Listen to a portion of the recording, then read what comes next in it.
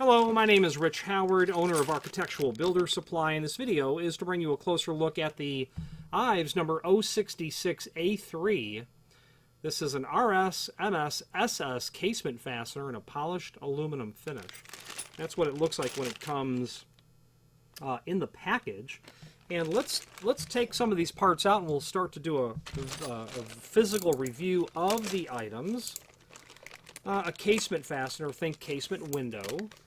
This can certainly latch, or I suppose bolt, other items than casements. You know, it's a simple piece of equipment. I don't know how many decades IVES has made this, but it has been several decades. It's basically a base with 4 holes in it, and you turn that handle and you're going to engage whatever you're engaging. Whatever you're engaging is going to be, if I'm going to guess, I'm going to call this the rim strike, the RS. I'm not guessing. I'm basically saying this is a rim strike. This is a surface strike. And this would probably be a mortise strike is what this would be. Okay? Those 3 strikes will allow you to install this in any way that you are going to be encountering in order to install this, and we'll go over that. So first, let's take some dimensional properties of this. The width of the base, about 1 5/8 inches or so. The height of the base, about 15/16. The projection of the unit, total, is about 1 1/4 inches. Okay. The length of the bolt itself from its center line appears to be about 1 1/4 inches. Now, if we take a look at no reason to guess. I'm going to pull up RS, MS, SS. Yeah, certainly. So the RS, the rim strike, overall width of that, it's about 1 3/8 inches. Overall height, about 1 7/16 inches. To the center of where it's going to engage, it appears to be just about 1 inch. So that's the RS. The MS is the mortise strike.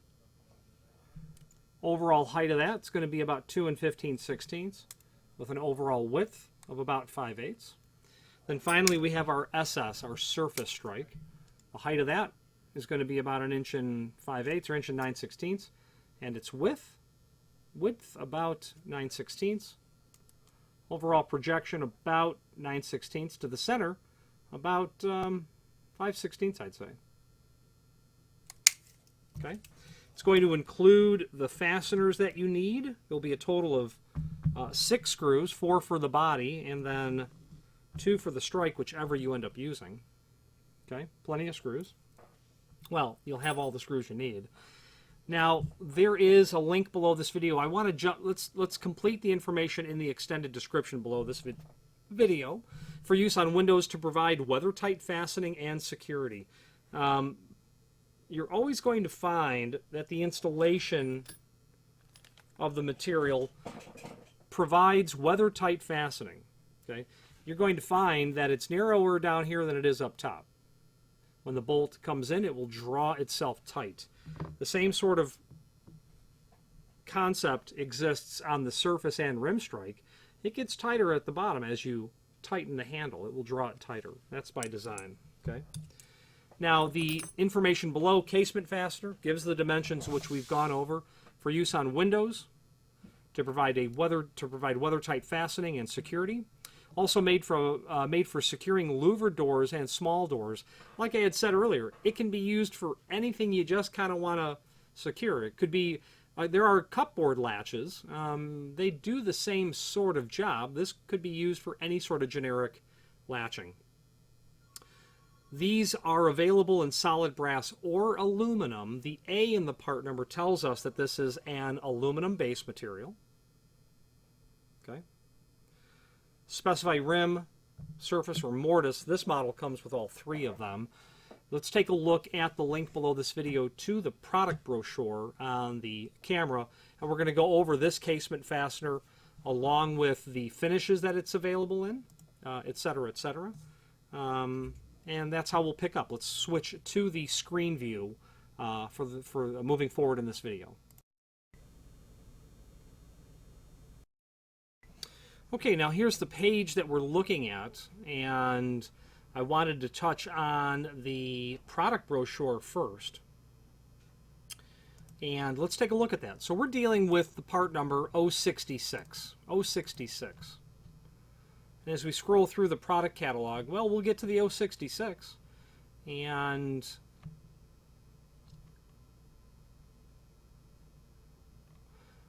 so we're going to see the 066, and it has these particular sizes. We're going to see that it's made of brass. It should say base material brass, base material aluminum.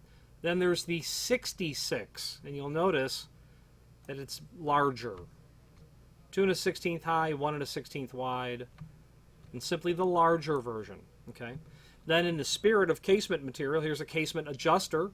Should you need to, control that window or whatever it is at a certain sort of perspective, degree of open, this would work very well for that position or for that sort of role. Securely holds casement window in any position.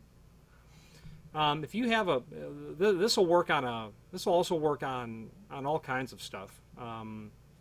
Obviously it's meant for casement windows casement windows are basically like doors. They're hinged on one side and they open out like a door would, is the bottom line. These work really well. I've used these on a hopper window as well.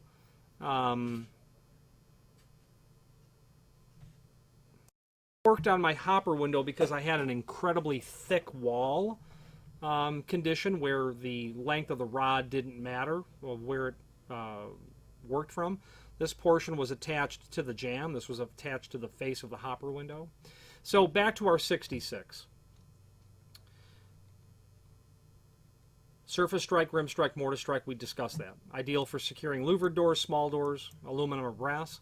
So in the aluminum base material, you can do polished brass, antique brass, an oil rub bronze, a polished nickel, and then what they would call, I don't know what they call A92. They might call it zinc. It's like a unichrome. A92 by IVES will always be the least expensive finish option on hardware like a casement fastener or a baseboard stop or a coat hook, things of that nature. But you can also do this piece of equipment in solid brass. B3 is polished brass, B5 is antique brass, B15 is satin nickel, B26 is polished chrome, and B26D is satin chrome. So if you're looking for an architectural finish on your hardware, you would certainly want to go with an architectural base material like brass. And then the larger unit as well will give you the same type of options in terms of base material. Okay. Now let's look at the next document, which was installation. It's really a technical drawing, and we see that this drawing was last revised in October of 1999. The date on this is 1970 is when this was drawn. Very interesting. Not changed much in the last 50 years. I don't know what the revisions were. I don't see any revision A notes on here at all. They must be here. Anyway, it goes over the dimensional properties of the item that we've covered. But this is really where things start to make sense for us in terms of how we're going to install them. Okay. And I'm trying to draw attention to our surface strike, our rim strike, and our mortise strike. The surface strike and the rim strike would be for applications where the door swings in. The mortise is shown for an in-swing as well, and it certainly could. It could also work well on an outswing. And let's hop to another perspective to more fully illustrate how these are going to be installed, to give a better idea of exactly what strike you're going to use in what application. Now let's do some small illustrations here. And what we have is, so here's the bottom line. If your door is in swing, your choices are rim strike or surface strike.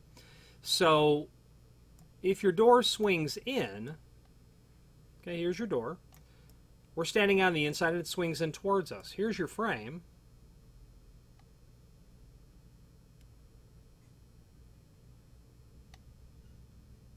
Okay.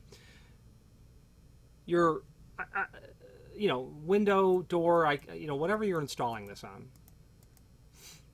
you have your casement adjuster here.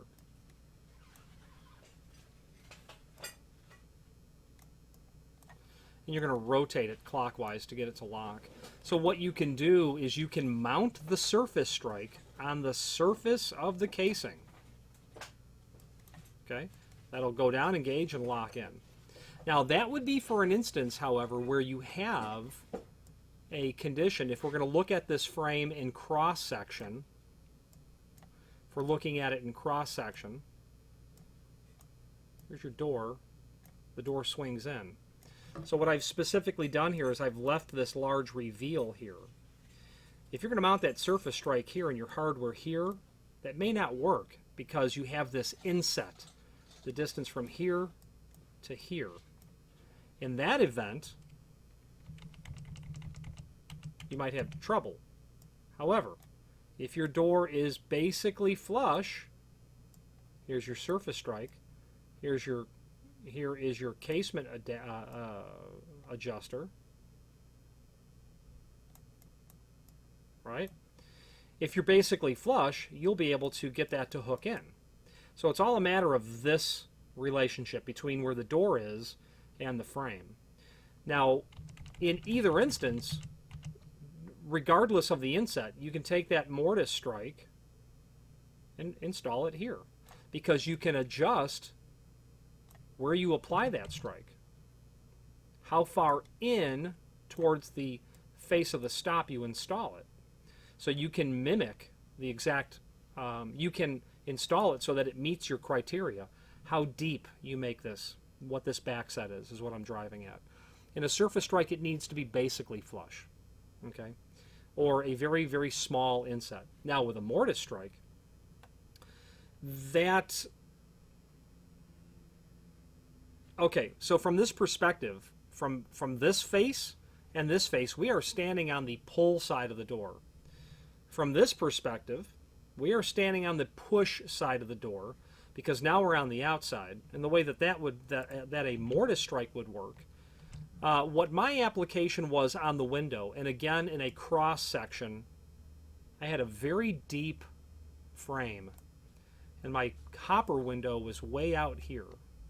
Okay, hinges were up top, and we're looking at a plan view. We're looking from the top down, and my window swung out this way. I mortised my strike here. I put my casement adjuster here, and all was right with the world. As you can see in this application, there's no way to install a rim strike or a surface strike. There's no way. There's no realistic way. No best way to do it. You can't install it out here with a rim strike or a surface strike because this is the outside. Okay, you don't want to do that. So with these three strikes, you are going to absolutely be able to install this any which way but loose. And that's what makes this a very nice piece of equipment, okay, when you're looking at it from this perspective. Hopefully that allowed us to understand how these items are generally installed. Let's finish up this video on camera.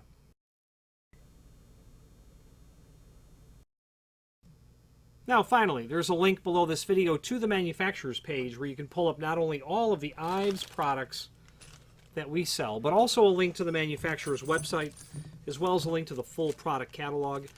I'm partial to IVES. They are a company that is inherently different than the one they were 3 decades ago, 4 decades ago, in the sense that the product line that they offer has changed.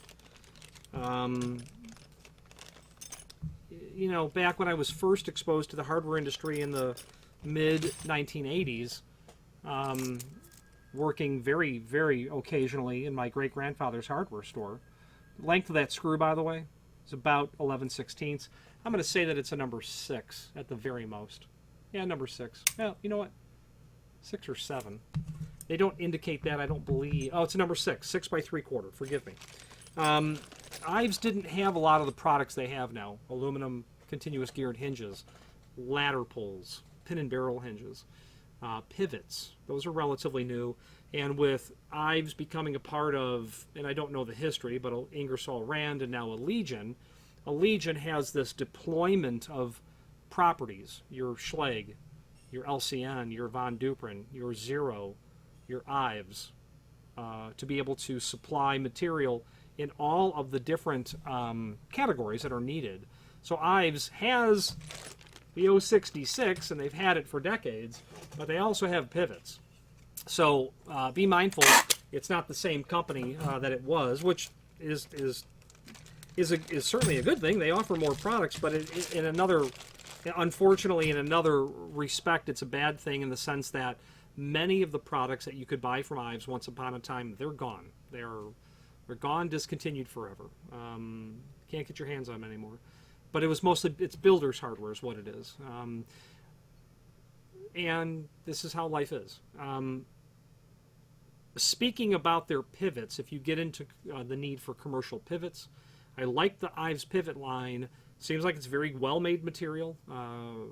But what I appreciate the most is that the installation instructions are really straightforward, simple and straightforward.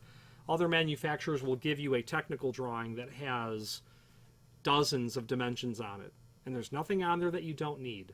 But IVES has taken that process and simplified it so that it's more digestible, especially to those who have never looked at a template like that and tried to install the hardware. That link to the manufacturer's page below this video will allow you to see all the IVES products that we sell, a link to the manufacturer's website, as well as a link to the full product catalog. If you have any questions on the IVES, this is your part number 066 in an A3 finish, or any other IVES product, please feel free to reach out to us. And thank you.